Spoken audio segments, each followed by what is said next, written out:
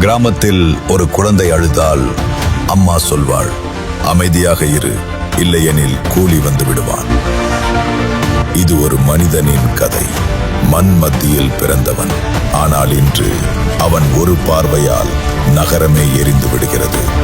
அவனிடம் எதுவும் இல்லை.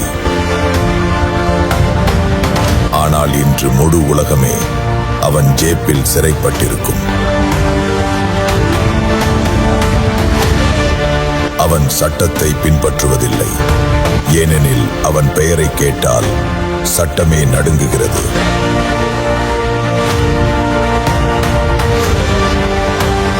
அவன் குறைவாகவே பேசுவான். ஆனால் நடக்கும்போது தெருக்கள் எல்லாம் சப்தமில்லாமல் போய்விடும்.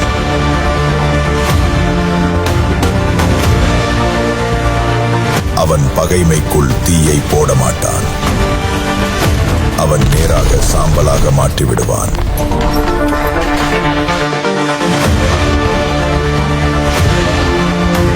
நேரம் அவன் அடிமை அல்ல.